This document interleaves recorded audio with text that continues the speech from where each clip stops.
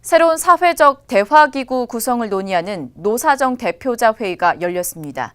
두 번째 회의석상에서 마주한 노동계와 경영계 입장차가 엇갈리기도 했지만 새로운 명칭과 취약계층의 참여 등 큰 틀에서의 의견 접근이 이뤄진 모습입니다. 박혜미 기자입니다. 의견 차이가 첨예한 주제는 오히려 갈등을 키울 수 있는 만큼 노사가 공감하는 과제를 선별해서 우선적으로 논의를 했으면 합니다.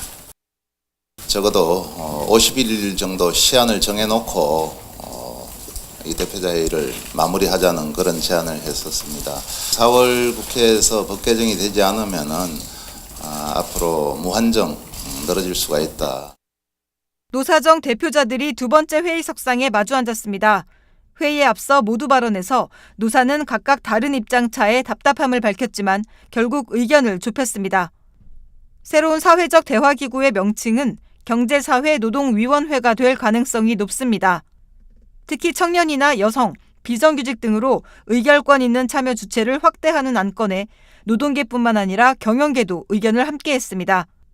위원회 내부에 4차 산업혁명이나 노동, 안전 등 의제별로 위원회를 구성하자는 데에도 합의가 이뤄졌습니다. 여기에 노동계는 해운이나 조선, 금융, 건설 등 업종별 위원회 구성을 추가로 제안했습니다. 경영계는 정부의 일자리 창출 정책에 협조를 약속했습니다. 좋은 일자리 창출에 대해서 경영계가 적극적으로 관심을 갖고 역할을 하시겠다는 것입니다. 최종적으로 합의가 이뤄지면 관련 법 개정안을 국회에 제출해 절차를 마무리 짓게 됩니다. 개편된 기구에서 열리는 첫 번째 회의에는 문재인 대통령이 참여할 가능성도 점쳐집니다. 다만 이번 회의에서 구체적인 내용에 대한 합의는 이뤄지지 못했습니다. 이달 중 한국노총에서 3차 회의를 열고 구체적인 최종 합의안을 도출할 방침입니다.